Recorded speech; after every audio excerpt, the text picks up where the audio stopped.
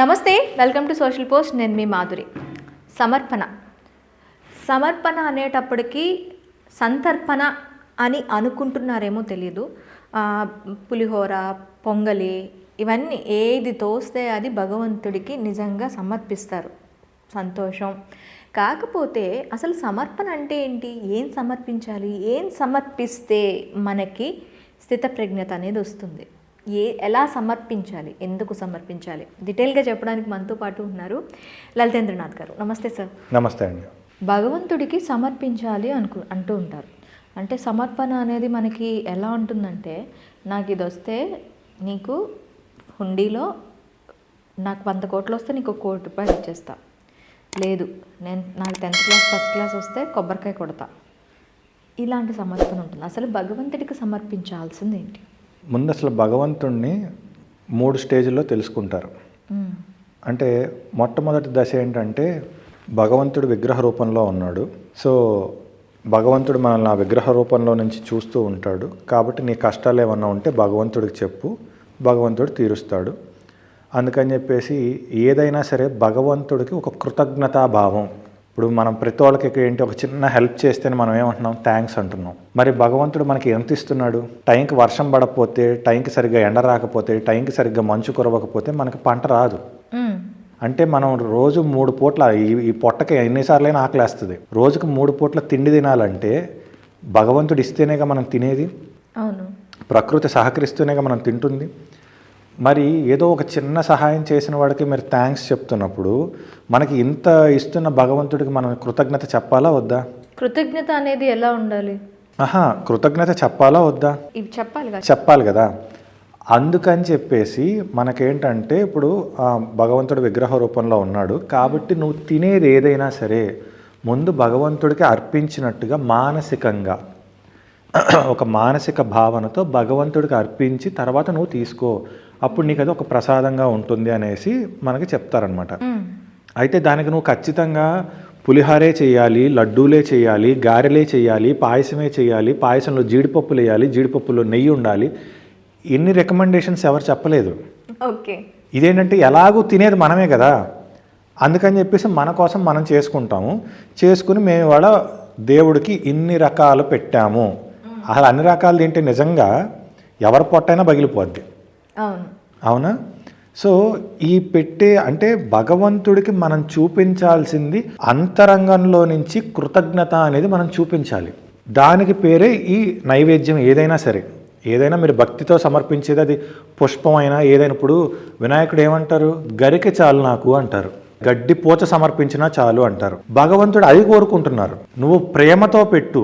పరమేశ్వరుడికి మనం ఏం సమర్పిస్తాము? ఒక బిల్వపత్రంతో సమర్పిస్తాము. అలానే వినాయకుడికి నాకు గరికి చాలు అంటాడు. వాళ్ళు నువ్వు అంతరంగంలో నుంచి కృతజ్ఞతాభావంతో నువ్వు ఏది సమర్పించినా ఓకే అని చెప్తున్నాడు భగవంతుడు. ఏది మనకి ఉన్న పుస్తకాల్లో, ఇది భగవంతుడు మళ్ళీ ఏం చెప్పడు, ఉన్న పుస్తకాల్లో మనకు రాసిన వాటిల్లో ఉన్నదే నువ్వు అంతరంగంలో నుంచి ఒక మంచి భావనతో నువ్వు ఏది సమర్పించినా అది సమర్పణే. ఓకే. కానీ దీన్ని మనం ఇప్పుడు ఏం చేస్తున్నాం? ఇవాళ పులిహార నైవేద్యం పెట్టాలి అంటే, మీరు ఒకవేళ ఒక వారం రోజులు ఏదైనా పారాయణం చేశారనుకోండి, రోజుకు ఒక ఐటెం పెట్టాలి. ఈ రూల్ ఎవరు రాశారు? ఇవాళ పులిహారే పెట్టాలి, ఇవాళ శుక్రవారం కదా ఇవాళ ఖచ్చితంగా మీరు ఇదే చేయాలి, ఇవాళ శనివారం కదా ఇదే. ఎక్కువగా దేవి నవరాత్రుల్లో అమ్మవారికి ప్రసాదం పెట్టే నియమాలలో ఈ అమ్మవారికి ప్రసాదం, ఈ అమ్మవారికి ప్రసాదం అని చెప్పి 9 రోజులు 9 రకాల ప్రసాదాలు సమర్పిస్తూ ఉంటారు. అంటే ఆ కాన్సెప్ట్ తప్ప అంటున్నారా మీరు? మీకు ఉన్న దాంట్లో మీరు ఏదంటే అది పెట్టాలండి. ఇప్పుడు బాగా రోజు కూలి చేసుకునే మనిషి ఉంటాడండి, రోజు కూలి, వాడి సంపాదించుకోవడమే కష్టం. వాడు ఇప్పుడు మీరు అడిగిన ప్రసాదాలన్నీ చేయమంటే వాడు ఏం చేయాలి? ఒక రోజు సంపాదన మీద బతికే వ్యక్తి ఇన్ని ప్రసాదాలు చేయగలడా? లేదు, చేయలేడు. అంటే మరి వాడికి భక్తి లేనట్ట? అలా కాదు కదా. కాబట్టి ఇక్కడ సమర్పణ అనేది ఏంటంటే, మీరు అంతరంగంలో నుంచి ఒక మంచి భావనతో భగవంతుడికి, దేవుడా నువ్వు నాకు ఇది ఇచ్చావు, నేను కృతజ్ఞుడిని, నువ్వు నాకు చాలా హెల్ప్ చేశావు, థ్యాంక్ యూ. అంటే ఈ జనరేషన్లో చెప్పాలంటే, నువ్వు నాకు ఇది ఇంత ఇచ్చావు కాబట్టి ఇదిగో బాబు నీకు థ్యాంక్స్ అని చెప్పేసి ఆయనకు ఒక పండో పుష్పమో ఆకో ఏదో ఒకటి మనం అర్పించి తిరిగి మళ్ళీ దాన్నే మనం ప్రసాదంగా తీసుకుంటాం. భగవంతుడి బ్లెస్సింగ్స్ మనకు ఉన్నాయి అన్న ఉద్దేశంతో మనం ప్రసాదంగా తీసుకుంటాం. ఇది first step. Okay. Second step ఏంటంటే భగవంతుడు విగ్రహ రూపంలో నుంచి మనలోకి వచ్చేస్తాడు. భగవంతుడు నాలో ఉన్నాడు. సో దీనికే మనం ఏంటంటే దేహమే దేవాలయము, జీవుడే దేవుడు అనే కాన్సెప్ట్ అన్నమాట. సో భగవంతుడు నాలోనే ఉన్నాడు కాబట్టి భగవంతుడు నీలోనే ఉన్నాడు అన్నప్పుడు ఇది కొంచెం అడ్వాన్స్డ్ కాన్సెప్ట్. ఎప్పుడైతే భగవంతుడు నీలోనే ఉన్నాడు అని నువ్వు తెలుసుకుంటావో నువ్వు అనవసరమైన పనులన్నీ చెయ్యవు. ఎందుకంటే నీ దేహం దేవాలయం అయింది కదా, ఈ దేహం నీకు దేవాలయంతో సమానం కదా. కాబట్టి ఓహో నేను ఏ చిన్న పని చేసినా ఈ దేవాలయం అనేది దాన్ని దెబ్బతీస్తుంది కాబట్టి నేను ఏ పని చెయ్యాలి ఏ పని చేయకూడదు అనేది విచక్షణ ఇక్కడ బాగా కలుగుతుంది. మీరు దేవుణ్ణి విగ్రహంలో పెట్టినంతసేపు గుడికి వెళ్ళినప్పుడే దేవుడు, గుడి బయటకు వచ్చి నేను ఏమైనా చేయొచ్చు, ఆ స్వేచ్ఛ ఉంది అక్కడ. ఓకే. కానీ భగవంతుడు నాలో ఉన్నాడని నేను నమ్మినప్పుడు నాకు ఆ స్వేచ్ఛ లేదు. నేను తప్పుడు పనులు చేయడానికి అనర్హుడు. నేను భగవంతుడు నాలో ఉన్నాడు నేను రియలైజ్ అయినప్పుడు అసలు నేను ఏ రకంగా చేయగలుగుతాను? భగవంతుడు నిరంతరం నన్ను ఇక్కడి నుంచి చూస్తున్నాడు, సాక్షిభూతంగా నన్ను ఇక్కడి నుంచి చూస్తున్నాడని నేను నమ్మినప్పుడు, నేను దాన్ని ఎక్స్పీరియన్స్ చేసినప్పుడు నేను ఏ విధంగా వేరే పనులు చేయగలుగుతాను? ఓకే. చేయలేను. తర్వాత దీన్ని మించిన స్టెప్, నీలో ఉన్న భగవంతుడు నువ్వు రెండు అనేవి లేవు, ఉన్నది ఒక్కటే. అది అహం బ్రహ్మాస్మి కాన్సెప్ట్. ఓకే. ఉన్నది ఒకటే.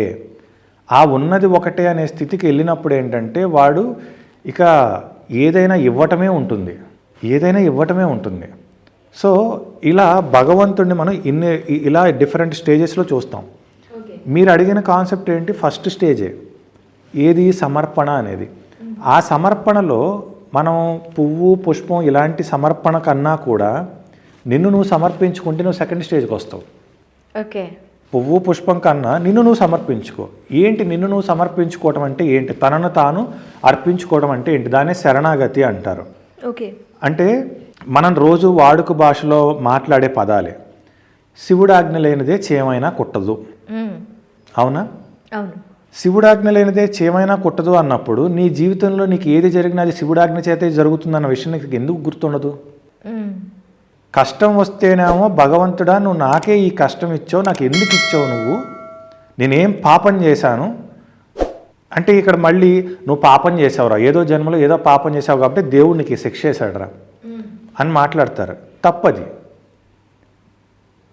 సో ఏంటంటే శివుడాజ్ఞ లేకుండా చేమైనా కుట్టదు అన్నప్పుడు భగవంతుడి ఆజ్ఞ మేరకే అన్నీ వస్తూ ఉంటాయి. అది కష్టం అవ్వచ్చు, నష్టం అవ్వచ్చు, ఆఖరికి మరణం అవ్వచ్చు. భగవంతుడు ఆజ్ఞాపిస్తేనే ఏదైనా జరుగుతాయి. దీన్నే రమణ భగవాన్ అసలు ఆయన ఉపదేశ సారం అని ఒక 40 శ్లోకాలు ఉంటాయి. దాంట్లో 30 శ్లోకాలు ఉంటాయి. దాంట్లో ఫస్ట్ శ్లోకంలోనే అసలు ఎంత అజ్ఞానాన్ని పటాపంచలు చేస్తారంటే కర్తూరాజ్ఞయ ప్రాప్యతే ఫలం. ఎవడైతే కర్త భగవంతుడు ఉన్నాడో వాడి ఆజ్ఞ మేరకే నీకు ఏదైనా ఫలం వస్తుంది అనేది సింపుల్గా చెప్పేశారు. ఫలం ఏదైనా కావచ్చు, బాధ ఏదైనా కావచ్చు, ఏదైనా కావచ్చు. ఇప్పుడు పంట పండిస్తున్న రైతు వ్యవసాయం నష్టపోతున్నాడు, ఏదన్నా వరదలు వచ్చి నష్టపోతున్నాడు, మళ్ళీ పంట వేయట్లేదా? వేస్తున్నాడు. అంటే మరి వ్యవసాయం మీద కోపం వస్తుందా అతనికి? లేదు. ప్రకృతి మీద కూడా కోపం లేదు. లేదు కదా. మనకన్నా ఒక రైతు గొప్పవాడు కదా. అవును. ప్రకృతి మీద కోపం తెచ్చుకోడు, దేవుడి మీద కోపం తెచ్చుకోడు, పంట పోతే మళ్ళీ పంట వేస్తున్నాడు. అంటే ఇక్కడ మీరు శరణాగతను అనుకోండి, స్థితప్రజ్ఞతను అనుకోండి, ఏదన్నా అనుకోండి, ఒక రైతుకున్నంత మనకు లేదు కదా. కాబట్టి మనల్ని మనం అర్పించుకోవాలి. మనల్ని మనం అర్పించుకోవటం అంటే ఈ సర్వము ఇక్కడ ఈ లోకంలో ఏదైనా సరే సర్వము జరుగుతున్నది అంటే భగవంతుడు ఆజ్ఞ మేరకే. ఓకే. ఇప్పుడు మీరు అన్నారు స్థితప్రజ్ఞత అని చెప్పి. సో ఇది ఈ స్టేజ్కి వెళ్ళాలి అంటే ఏం చేయాలి? అసలు స్థితప్రజ్ఞత అంటే ఏంటి? స్థితప్రజ్ఞత అంటే మీకు ఏది జరిగినా మీరు చలించకుండా ఉండాలి. ఓకే. చలించకుండా ఉండటం అంటే ఇప్పుడు దెబ్బ తగిలింది, అబ్బా అనరా, అమ్మ అనరా, అది కాదు చలించడం అంటే. అది స్పందన. ఓకే. కాలుకి దెబ్బ తగిలింది, ఎవరైనా సరే అబ్బా అమ్మ అనాల్సిందే. చలించకపోవడం అంటే ఒక కష్టం వచ్చింది. ఇప్పుడు కష్టం అనేది వాడి మైండ్ సెట్ని బట్టి ఉంటుంది. ఎవరికైనా సరే కష్టం అనేది వాడి మైండ్ సెట్ని బట్టి ఉంటుంది. మనం ఏమనుకుంటామంటే కొంతమంది కష్టాలకి సూసైడ్ చేసుకుని చచ్చిపోతారు. మనం బయట నుంచి చూసి మనం ఏమనుకుంటాం, ఏంటి అసలు దీనికి వీడు సూసైడ్ చేసుకున్నాడు, ఏముందని వీడు సూసైడ్ చేసుకున్నాడు అని మనం అనుకుంటాం. వాడి మైండ్ సెట్కి అది కష్టం, మన మైండ్ సెట్కి ఏముంది దీంట్లో అంటాం. అదే మనకు ఒక కష్టం వచ్చింది అనుకోండి, వేరే వాడి మైండ్ సెట్కి మనది తక్కువ, మన మైండ్ సెట్కి మనం భరించలేకపోతున్నాం. సో అది కష్టం వచ్చినా, బాధ వచ్చినా, సంతోషం వచ్చినా, కష్టం వచ్చినా, బాధ వచ్చినా, సంతోషం వచ్చినా దేనికి చలించకపోవటమే స్థితప్రజ్ఞత అంటే. ఓకే, బాధ వచ్చింది, నాకే వచ్చింది, నేను ఏదో పాపం చేశాను అందుకే వచ్చింది అని చెప్పి అనుకుంటారు. సంతోషం వచ్చినప్పుడు నేను చేశాను కాబట్టి ఈ రోజు ఇది వచ్చింది. సో నిజంగా ఆలోచిస్తే మరి రోజు ఏమంటున్నావు, రోజు వెళ్ళి దేవుడికి దండం పెడుతున్నావు, దేవుడా అంతా నువ్వే అంటున్నావు, మళ్ళీ ఇక్కడికి వచ్చేసరికి నేను చేశాను అంటున్నావు. ఓకే, సో మనల్ని మనం అర్పించుకోవటం అంటే దీనికి సాధనం అంటే ఒకటే ఉంటుంది. భగవాన్ ప్రకారం చెప్పాలి అంటే నేనెవరు అన్న ఒక ప్రశ్నే అన్నిటికీ సమాధానం. నేనెవరు అనే ఒక ప్రశ్నే అన్నిటికీ సమాధానం. ఓకే, ఇప్పుడు భగవంతుడే అంతా చేస్తున్నాడు అనేది నేనెవరు అనే ప్రశ్న వేసుకుంటే నేను ఎవరు కాదో తెలిసిపోతుంది. మీరు ఎవరు కాదో తెలిసినప్పుడు ఓకే భగవంతుడే సర్వాంతర్యామి, భగవంతుడే చేస్తున్నాడు అనే జ్ఞానం నిరంతరం మనకు కలగటమే, ఆ జ్ఞానం నిరంతరం మనకు కలిగి ఉండటమే మనకున్న శరణాగతి. ఓకే, శరణాగతి అంటే ఇప్పుడు మీరు వెళ్ళి ఏదో నేల మీద పడుకుని నేను భగవంతుడికి శరణాగతి అయిపోయానంటే, నువ్వు నేల మీద పడుకుంటే నేల మీద పడుకున్నావు అంటారు కానీ నువ్వు శరణాగతి అయ్యావని ఎవరు అనుకోరు. శరణాగతి ఏంటి? బాధ వచ్చింది, ఎందుకో మరి భగవంతుడు ఇది ఇచ్చాడు నాకు, శరణాగతి. ఆ మాటలో తెలుస్తుంది అతని శరణాగతి. ఓకే, సంతోషం వచ్చింది, భగవంతుడు ఇచ్చాడు. ఏది ఇచ్చినా, కష్టమైనా, నష్టమైనా, బాధ అయినా, దుఃఖమైనా, సంతోషమైనా, ఆనందం ఏదైనా సరే, ఏమండి మీకు ఇంత ఉంది కదా అంటే భగవంతుడు ప్రసాదం అయ్యా. ఏమండి మీరు ఏంటి ఇలా అయిపోయారు, భగవంతుడు ప్రసాదం, నన్నేం చేయమంటావు? ఈ నిమిషం నీ దగ్గర ఉంటే ఒకలాగా, నీ దగ్గర లేకపోతే ఒకలాగా మాట్లాడితే దాని స్థితప్రజ్ఞత అనరు, దాని శరణాగతి అనరు. ఏది ఉన్నా ఏది లేకపోయినా ఒకటిగా ఉండగలగటమే. అది మనం ఒక ఎగ్జాంపుల్గా ఒక రైతు దగ్గర నుంచి, అంటే రైతులు కూడా వాళ్ళు పాపం తట్టుకోలేక ఆత్మహత్యలు చేసుకునే వాళ్ళు ఉన్నారు. కానీ దాంతో పోలిస్తే ఎంతోమంది రైతులు ఇంకా ప్రకృతి వైపరీత్యాలు ఎన్ని జరిగినా తిరిగి అదే పంట వేస్తున్నారు కాబట్టి మనం బతుకున్నాం. అంటే వాళ్ళు స్థితప్రజ్ఞతతో ఉన్నట్టే. ఒక స్థితప్రజ్ఞత అంటే రైతుల దగ్గర నుంచి మనం చూసుకోవచ్చు, నేర్చుకోవచ్చు. దానికి పుస్తకాలు చదవక్కర్లా.